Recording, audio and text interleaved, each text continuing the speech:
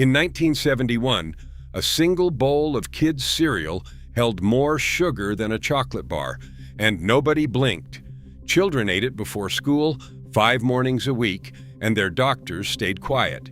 Today, that same bowl would carry a warning label. Number 14 on this list turned the milk bright pink, and kids drank every last drop. And number 3 was sold to American children using real NASA astronauts. Hit that subscribe button.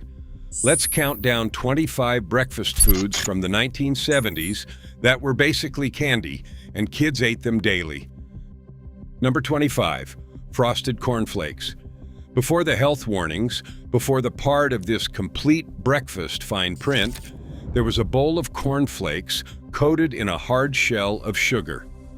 Kellogg's had been selling them since 1952, but by the 1970s they were a weekday institution. Each flake carried its own glaze, and when the milk hit, that sugar began to dissolve. Kids ate the flakes fast before they went soggy, then tipped the bowl and drank the sweetened milk straight down. A box cost about 55 cents and lasted a busy family maybe 4 mornings. The tiger on the front told children it was great, and children believed him. Nobody mentioned that a serving carried close to 3 teaspoons of added sugar before you added a single thing. It was dessert with a cartoon animal on the box, and it launched a million school days. Number 24, maple and brown sugar instant oatmeal. Oatmeal used to be the sensible breakfast, the slow-cooked bowl your grandmother stirred on the stove. Then, in the early 1970s, Quaker put it in a paper packet you could make in 90 seconds, and everything changed. You tore the top, dumped the powder into a bowl, poured boiling water over it, and stirred. What came out looked like oatmeal. What it tasted like was candy. The maple and brown sugar variety was so sweet it made your teeth ache. The dry mix already loaded with sugar before the water ever touched it. A box of 10 packets ran under $1, and kids picked their flavor like they were picking a treat. Parents felt good about it because the box said oats. The oats were real. So were the 4+ teaspoons of sugar hiding in every little envelope. Number 23, Carnation Instant Breakfast. This one had the word breakfast right in the name, which was the whole trick. It was a packet of sweetened powder in chocolate, chocolate malt, or strawberry flavors that you stirred into a glass of cold milk until it turned into something close to a milkshake. Carnation sold it as a complete breakfast for busy mornings, and busy 1970s mothers loved it because a kid who refused eggs would happily drink a chocolate glass of it on the way out the door. It dissolved into a sweet, frothy brown drink that tasted like dessert and went down in about 30 seconds. A box of 6 envelopes cost around 60 cents. There were vitamins added, which is how it earned its place on the table. But underneath the fortification, it was flavored sugar you drank through a straw, and children treated it exactly like the treat it was. Number 22, chocolate milk powder. In thousands of 1970s kitchens, the real breakfast drink was a glass of milk turned brown with 2 or 3 heaping spoonfuls of Nestlé Quick. The powder came in a big tin with a cartoon rabbit, and it dissolved into cold milk in a cloud of chocolate dust that never quite fully mixed, leaving a sweet sludge at the bottom of the glass that kids fought over. Some households used Bosco, the chocolate syrup, squeezing a dark ribbon into the glass instead. Either way, the point was the same. Make the milk taste like candy so the child would drink it. A tin cost about 65 cents, and a determined kid could go through it in a week. Mothers counted it as dairy.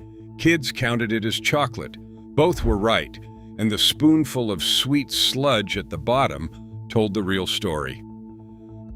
Number 21, space food sticks. In the years after the moon landing, everything wanted to be from space, and Pillsbury delivered. Space food sticks were chewy, cylindrical energy bars, roughly the size of a finger, sold in flavors like chocolate, peanut butter, and caramel. Pillsbury had helped develop food for the actual space program, and they made sure every child in America knew it. That connection did the selling. A kid grabbing a chocolate stick on the way to the bus believed for a moment he was eating what the astronauts ate. In reality, he was eating a soft, sweet, taffy-textured candy bar with a few added vitamins and a futuristic name. A box cost around 50 cents. They were dense, chewy, and gone in 3 bites, and no child ever once thought of them as anything but candy shaped like the future. Number 20. Cinnamon rolls from a can. There was a specific sound that meant Saturday morning in a 1970s kitchen. The pop and hiss of a Pillsbury dough can smacked against the counter edge until it burst open. Inside were pre-formed cinnamon rolls you arranged on a pan, baked for 15 minutes, then drowned in the little tub of white icing tucked inside. They came out hot, gooey, and soft, the icing melting into every crease. A can made 8 and cost under 50 cents. Nobody pretended this was health food, but it lived in the breakfast rotation all the same, served on weekends and sometimes on school days when there was time.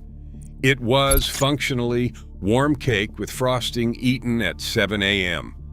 And to a child, a morning that started with cinnamon rolls from that magical exploding can was the best kind of morning there was. Number 19. Danish go-rounds. Kellogg's answer to the toaster pastry war was a flat, ring-shaped Danish you dropped into the toaster and ate on the run. They came in flavors like cinnamon and cherry, with a sweet filling sealed inside a pastry that crisped at the edges and stayed soft in the middle. The gimmick was the shape and the name. Food designed to be eaten with one hand while you ran for the bus. No plate, no fork, no sitting down. A box cost around 45 cents. They vanished from shelves by the end of the decade, which is why almost nobody under 50 remembers them, but for a stretch of the 1970s they were a fixture. Between the sugar in the filling and the sugar in the crust, a Danish go-round was a pastry that had quietly given up on being anything but dessert, and the kids eating them knew it. First pattern break. Here is where it all makes sense. None of this happened by accident. In the 1970s, Saturday morning television belonged to children, and the cereal companies owned it. Between the cartoons ran a relentless wall of commercials, and a typical American kid watched thousands of them a year, most for sugared cereal, candy, and toys. The mascots weren't decorations. They were sales staff.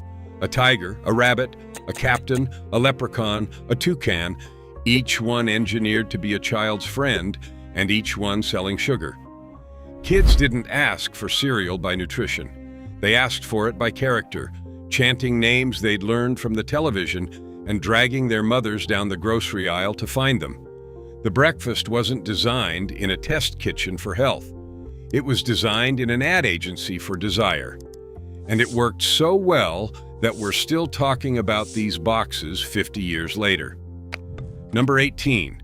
Frosted Pop-Tarts. The toaster pastry that beat all the others and never left. Pop-Tarts had arrived in 1964, but the 1970s belonged to the frosted versions: brown sugar cinnamon, strawberry, blueberry, each one a rectangle of thin pastry wrapped around a sugar filling and then topped with a hard layer of frosting for good measure. Sugar inside, sugar on top. You dropped 2 in the toaster, waited for the filling to turn molten, then burned the roof of your mouth, because no child in history has ever waited for a Pop-Tart to cool. A box of 6 cost around 55 cents. Kids ate them dry, straight from the foil, on the couch in front of cartoons, or grabbed a pack and left the house with breakfast in their fist.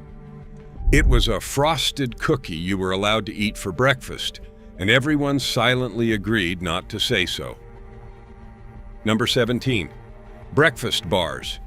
If instant breakfast was the drink, The bar was the version you could hold.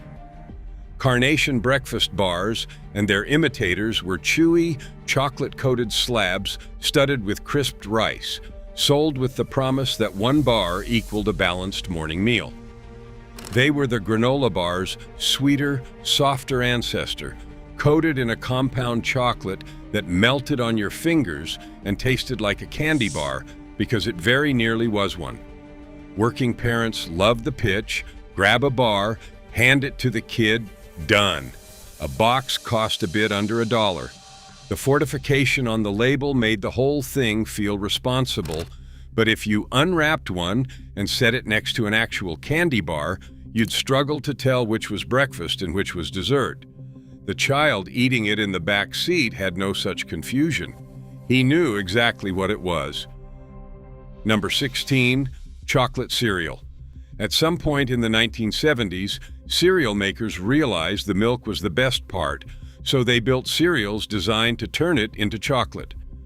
Cocoa Krispies and Cocoa Puffs led the charge, little dark spheres and rice bits that bled cocoa into the bowl until, by the last spoonful, the milk was a full glass of chocolate. That was the reward the ads promised, and it delivered every time.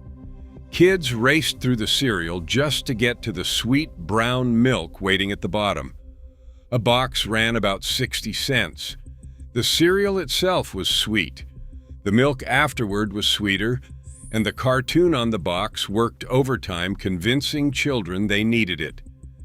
It was chocolate milk with a crunchy delivery system, eaten from a bowl at the kitchen table and treated by every kid in America as the treat it plainly was. Number 15, Cookie Crisp. In 1977, Ralston looked at the breakfast table, looked at the cookie jar, and decided to erase the line between them entirely. Cookie Crisp was breakfast cereal shaped like, marketed as, and more or less tasting like tiny chocolate chip cookies. The whole pitch, right there on the box, was that a parent would let you eat cookies for breakfast. A cartoon character pushed the fantasy in every commercial. Kids lost their minds for it. And why wouldn't they? It was a bowl of cookies, floating in milk, sanctioned by an adult. A box cost around 65 cents. There was no nutritional argument to hide behind here, no whole grain fig leaf worth mentioning. Cookie Crisp didn't sneak the candy in. It put it on the front of the box and dared parents to say no. Plenty didn't. Second pattern break. Controversy incoming. By the late 1970s, someone finally noticed. In 1977, the Federal Trade Commission proposed something radical. Banning or sharply restricting television advertising aimed at young children, much of it for exactly the sugary cereals on this list. The concern was straightforward. Kids too young to understand persuasion were being marketed candy for breakfast all day long, and their teeth and their health were paying for it. The reaction was ferocious. Industry lobbied hard. The press mocked the agency as a national nanny, trying to raise the country's children for it. And within a couple of years, Congress stepped in and stripped the FTC of the power to do it. The ads stayed. The cereals stayed. The whole affair is mostly forgotten now. But for one moment in the 1970s, the government looked directly at candy being sold to kids as breakfast and blinked. Number 14, Pink Panther Flakes. Here is the one that turned the milk pink. Post released this cereal in 1973, tied to the cartoon cat, and its entire personality was color. The flakes were sweet and vaguely fruity, but the magic trick was chemical. Within a minute of hitting the bowl, the flakes bled their dye into the milk until the whole thing glowed a bright artificial pink. Kids adored it. There was something thrilling about pouring white milk and watching it turn a color milk had no business being. Then you drank it, bright pink mustache and all. A box cost about 60 cents. Parents were less thrilled when the dye did what dye does and colored more than the milk, on its way through a child. The cereal didn't last long on shelves, but for the kids who had it, that pink milk is a core memory. It was food as spectacle, and the spectacle was candy. Number 13, Crazy Cow. General Mills took the pink milk idea and made it the entire product. Crazy Cow, launched in the late 1970s, was a cereal whose sole reason for existing was to flavor and color the milk.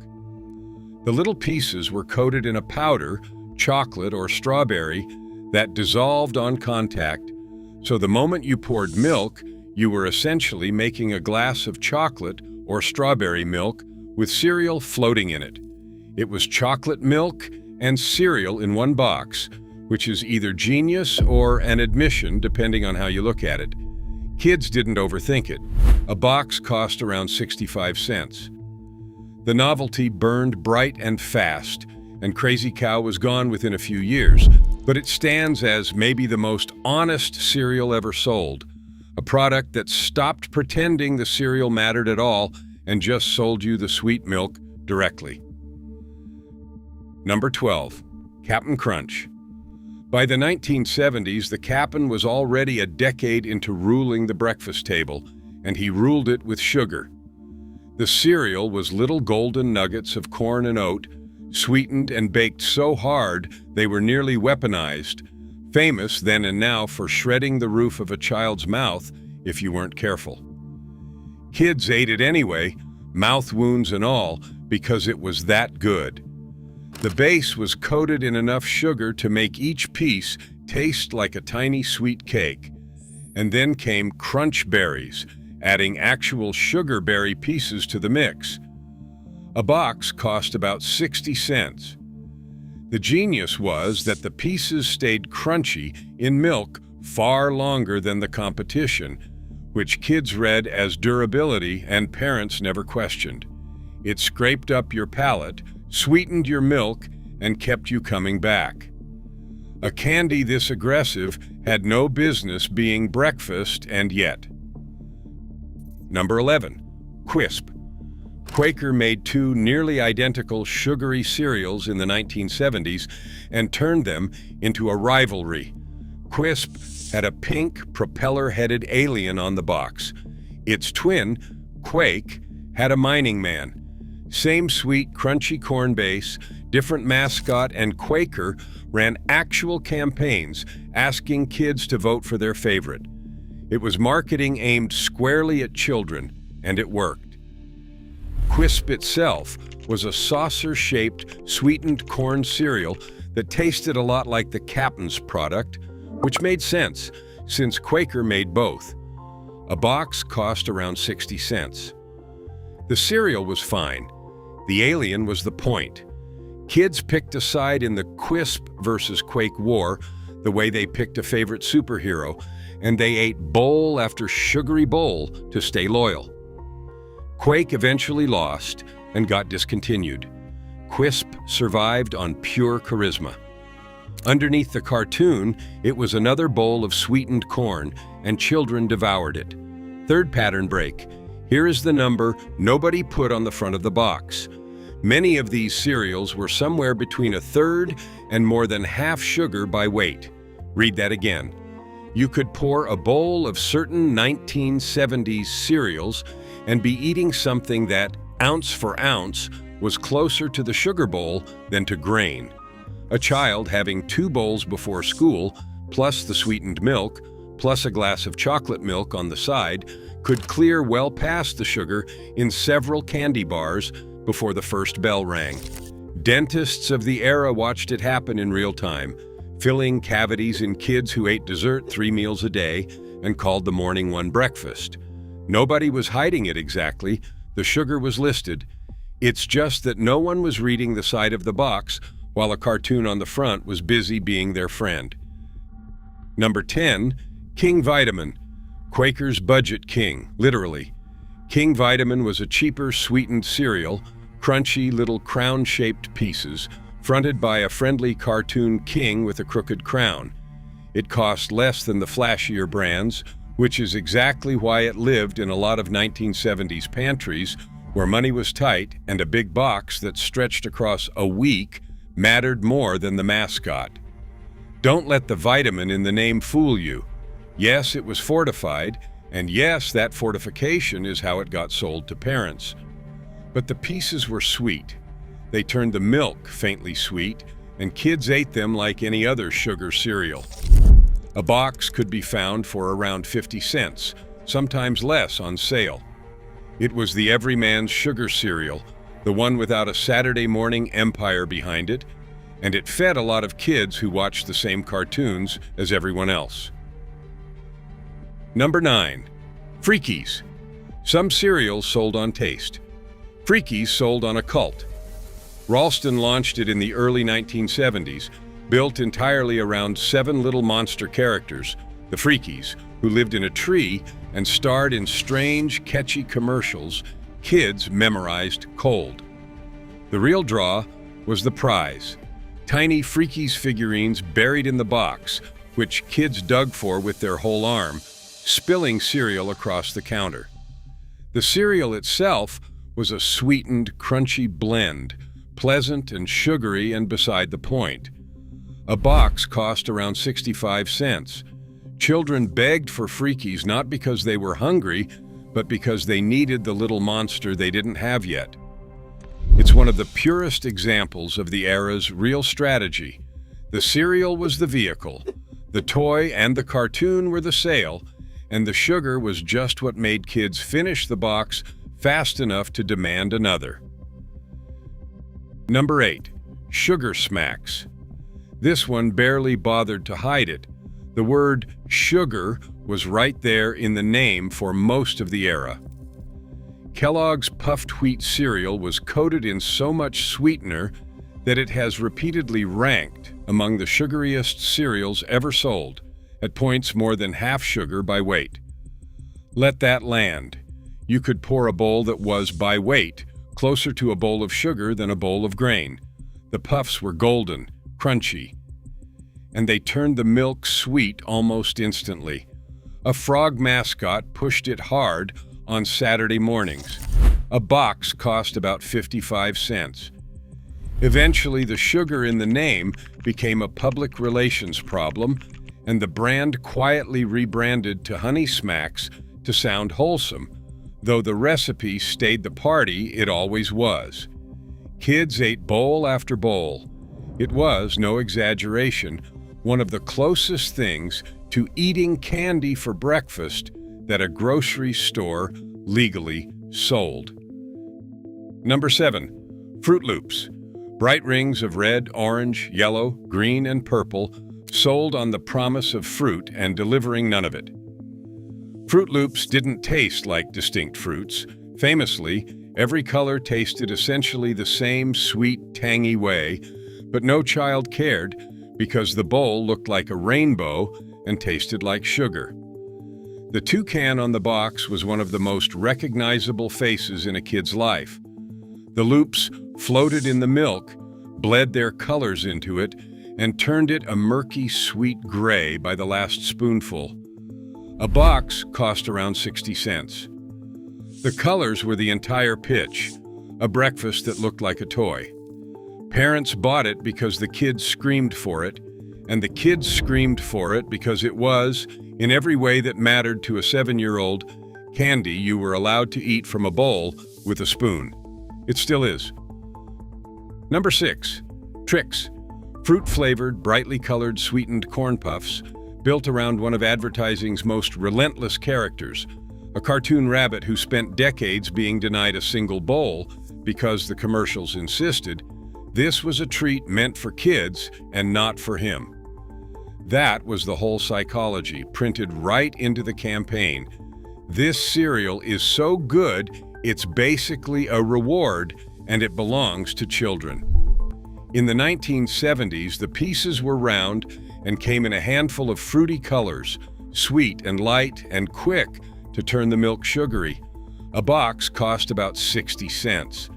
The rabbit's endless failure made kids feel like they were in on something, guardians of a treasure too good to share. And they were guarding sugar, Trix was fruit-flavored candy in cereal form, and General Mills spent a fortune making sure every child in America wanted it and felt a little bit special for having it. Fourth pattern break. And here is the phrase that made all of it okay. Part of this complete breakfast. You heard it in every single commercial, said fast and low at the end, while the screen showed the bowl of candy cereal surrounded by toast, juice, and a glass of milk. That was the trick. The cereal was never the complete breakfast. It was part of one, a part you could remove entirely without losing a thing. But the toast and juice and milk sitting beside it lent the sugar an air of respectability. A health halo it did nothing to earn.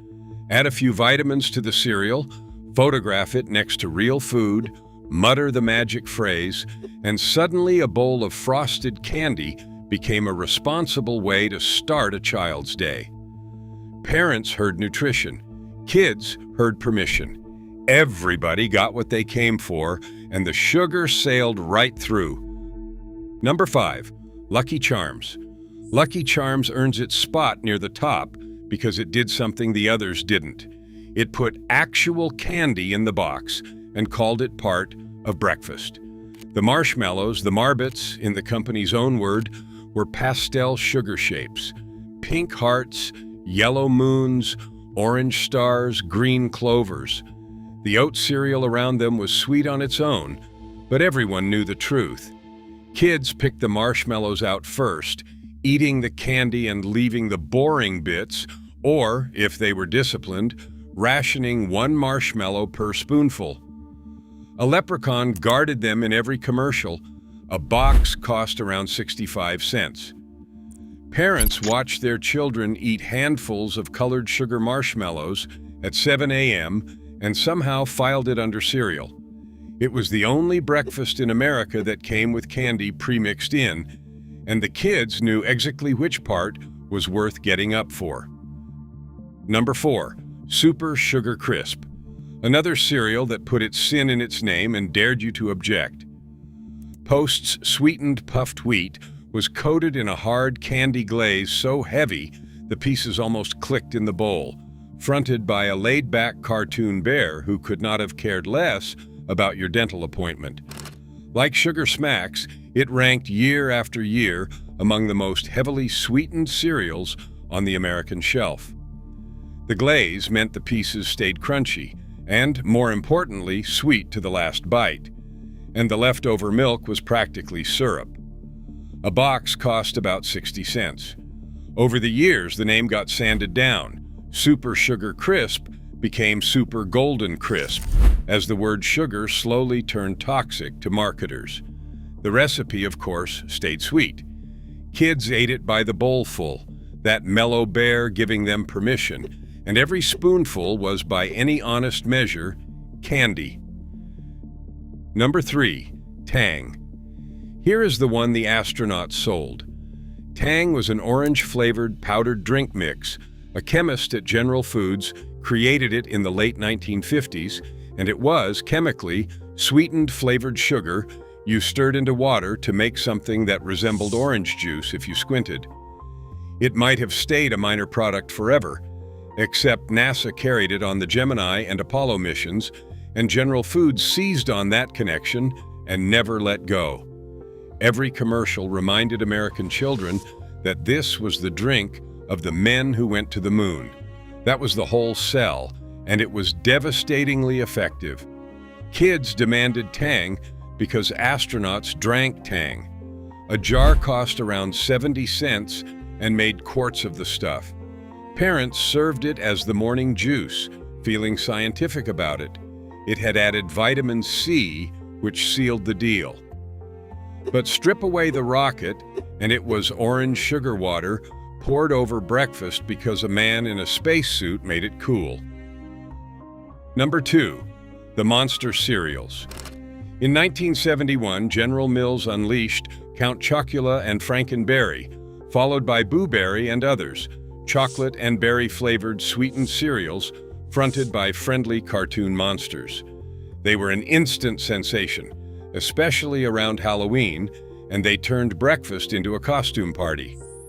Frankenberry was strawberry-flavored and dyed a violent pink. Count Chocula was chocolate.